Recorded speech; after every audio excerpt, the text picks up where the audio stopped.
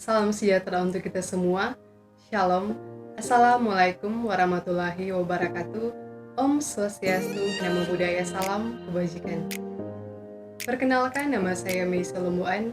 Saya merupakan salah satu mahasiswa aktif yang ada di Universitas Samratulangi Manado, Fakultas Ilmu Sosial dan Ilmu Politik, jurusan Administrasi, Program Studi Administrasi Negara, angkatan 2017. Video kali ini saya buat hendak untuk memenuhi tugas akhir dari mata kuliah analisis kebijakan publik yang dibimbing oleh Dr. Ferry Yalonda SS MSc dan Dr. Randa Femi lulusan MSc.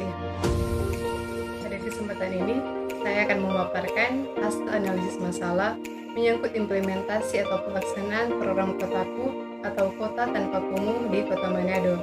Dan dalam video ini terdapat 4 poin pokok penjelasan yang terdiri dari dasar kebijakan, inti masalah, teori kebijakan publik yang digunakan dalam menganalisis masalah, dan yang terakhir rekomendasi. Namun sebelumnya, saya akan menjelaskan apa yang dimaksud dengan program Kotaku ini.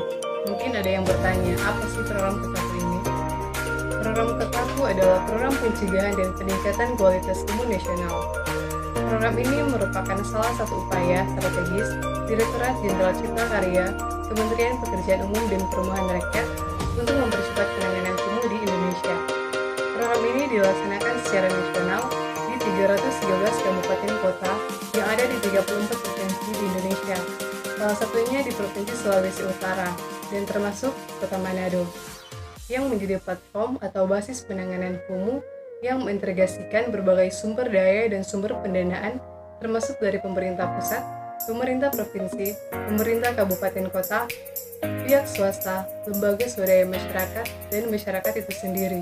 Tujuan dari program ini ialah untuk meningkatkan akses terhadap infrastruktur dan pelayanan dasar di permukiman kumuh perkotaan untuk mendukung perwujudan permukiman perkotaan yang layak huni, produktif, dan berkelanjutan. Saat ini saya akan menjelaskan poin yang pertama, yaitu dasar kebijakan. Dasar kebijakan dari program Kotaku ini, khususnya di Kota Manado, yaitu berdasarkan Surat Keputusan Wali Kota Nomor 163 Tahun 2015 tentang penetapan kawasan kumuh di Kota Manado, di mana terdapat 25 kawasan di 27 kelurahan yang memiliki indikator kekumuhan kelas 1. Dan program ini sudah diatur dalam Rancangan Peraturan Kota Manado Nomor 4 Tahun 2017 tentang pencegahan dan peningkatan kualitas terhadap perumahan kumuh dan permukiman kumuh. Poin yang kedua, saya akan menjelaskan mengenai inti masalah. Kota Manado yang merupakan salah satu kota yang ada di Sulawesi Utara tidak terlepas dari permasalahan permukiman kumuh. Berbagai indikator permasalahan yang ada di permukiman kumuh 7+1 indikator, yaitu kondisi lingkungan yang tidak sehat. Dalam hal ini, kurangnya kesadaran pemerintah dan masyarakat akan pentingnya lingkungan yang sehat. Kemudian masalah permukiman, diantaranya bangunan gedung, di mana kondisi, status lahan, dan kepadatan bangunan yang belum teratur, serta masalah jalan lingkungan, sanitasi, pengelolaan persampahan, penyediaan air minum, proses pembuangan limbah dan drainase, dan proteksi kebakaran yang belum berjalan dengan baik, sehingga diperlukan upaya dari pemerintah setempat untuk mengatasi permasalahan tersebut. Namun, dalam hal pelaksanaan program ini, tidak terlepas juga dari permasalahan implementer atau pelaksana yang belum melaksanakan tupoksinya dengan baik.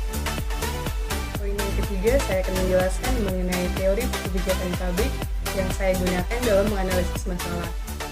Dan dalam hal ini, teori kebijakan publik menyangkut implementasi pelaksanaan program Kotaku di Kota Manado, yaitu teori implementasi kebijakan publik menurut George C. Edward III.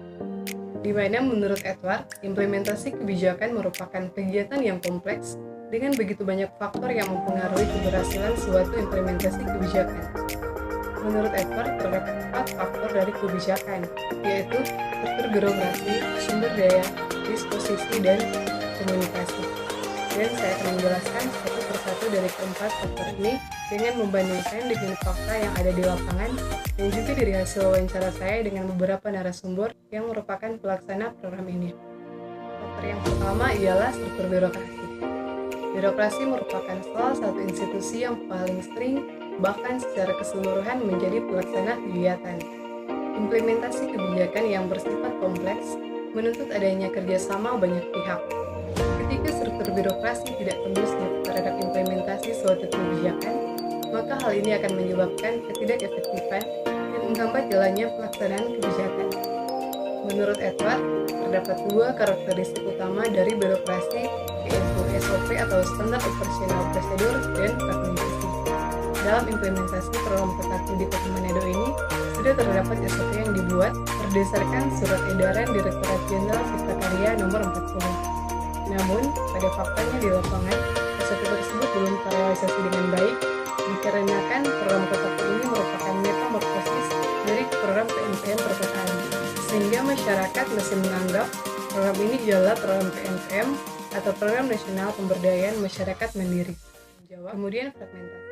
Fragmentasi merupakan penyebaran tanggung jawab suatu kebijakan kepada beberapa badan yang berbeda, sehingga memerlukan koordinasi. Dan dalam hal ini, fakta di lapangan menunjukkan bahwa implementasi kebijakan program Kotaku, koordinasinya sudah berjalan dengan baik dari tingkat lingkungan, tingkat kelurahan, tingkat kecamatan, sampai pada tingkat kota. Dan juga pada tingkat konsultan, dari fasilitator, asisten koordinator kota, konsultan manajemen wilayah, serta konsultan manajemen kesehatan. Faktor yang kedua ialah sumber daya. Menurut Edward, sumber daya merupakan hal penting dalam implementasi kebijakan yang baik. Indikator-indikator yang digunakan dalam melihat sejauh mana sumber daya mempengaruhi implementasi kebijakan terdiri dari staf, informasi, wewenang, dan fasilitas. Sumber daya utama dalam implementasi kebijakan adalah staf. Dan untuk pelaksanaan program Kotaku yang diterapkan saat ini di Kota Manado, terdapat tim Korkot atau koordinator kota dan tim fasilitator yang melekat di bawah pemerintahan, yaitu Kementerian PUPR, Dirjen PKP. Dan di Provinsi Sulawesi Utara, terdapat Balai Prasarana Permukiman Wilayah atau BPPW. Dan di tim Korkot terdapat 6 asisten koordinator kota yang membidangi bidangnya masing-masing. Dan juga terdapat 5 supporting yang melekat di manajemen, yakni sekretaris, operator komputer 2 orang, satpam, dan UW. Dan di dalam tim fasilitator sendiri, terdapat 13 fasilitator yang mendampingi 87 kelurahan di Kota Manado, yang dulunya ada 40 fasilitator. Sehingga dalam hal ini, kurangnya fasilitator membuat program belum berjalan sesuai substansi, karena banyaknya pendampingan dan terbatasnya personel. Kemudian informasi. Dalam implementasi kebijakan, informasi mempunyai 2 bentuk, yaitu berhubungan dengan cara melaksanakan kebijakan dan informasi mengenai data kepatuhan dari para pelaksana terhadap peraturan dan regulasi pemerintah yang telah ditetapkan. Dalam hal ini, informasi dalam pelaksanaan program Kotaku sudah terjalin dengan baik. Dilihat juga dari badan atau lembaga yang ada di tingkat kelurahan dan panitia yang melaksanakan kegiatan di masyarakat, mereka mematuhi setiap aturan yang ada. Namun, jika ada yang melanggar peraturan tersebut, pasti akan dikenai sanksi sesuai surat edaran Direktorat Jenderal Cipta Karya nomor 40. Kemudian wewenang. Wewenang merupakan otoritas atau legitimasi bagi para pelaksana dalam melaksanakan kebijakan yang ditetapkan secara politik. Jika wewenang tidak ada, maka kekuatan para implementer di mata publik tidak dilegitimasi, sehingga dapat mengagalkan implementasi kebijakan pabrik.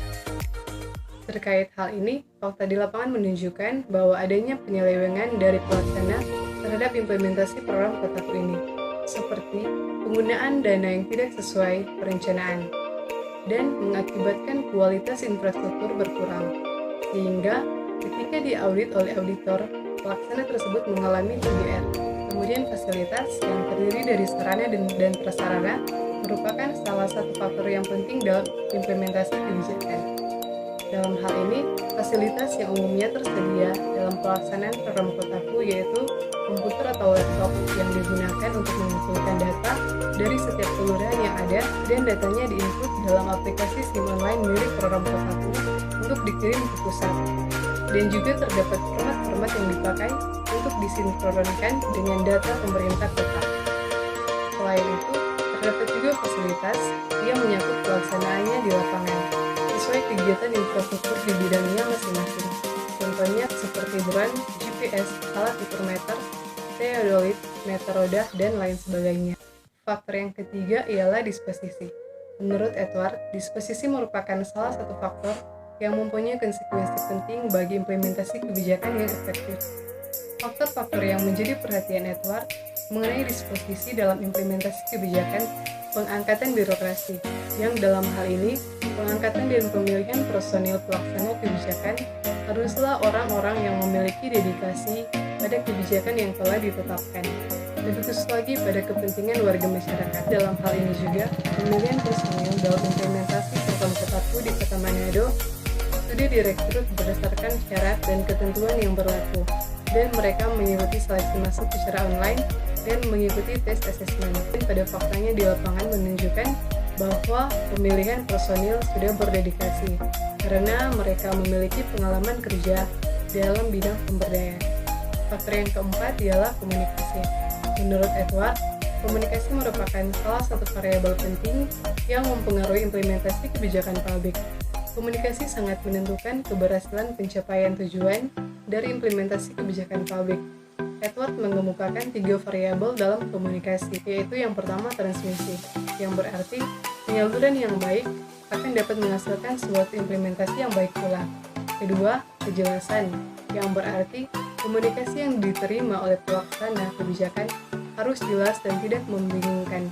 Dan yang ketiga, konsisten, yang berarti perintah yang diberikan dalam pelaksanaan suatu komunikasi harus konsisten dan jelas untuk ditetapkan atau dijalankan.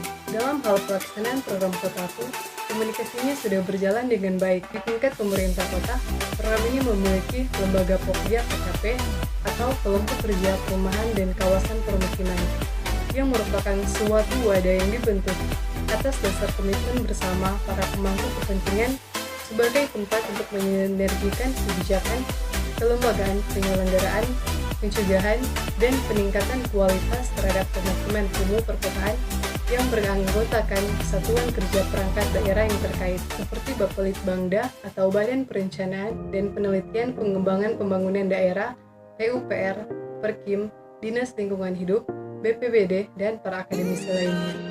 Pokja PKP ini melakukan sejumlah kegiatan seperti rapat kerja bersama dan selalu mengundang para pelaku Kotaku yang ada di setiap kelurahan untuk membahas terkait penanganan kumuh, dan komunikasinya sudah berjalan sesuai dengan substansi program.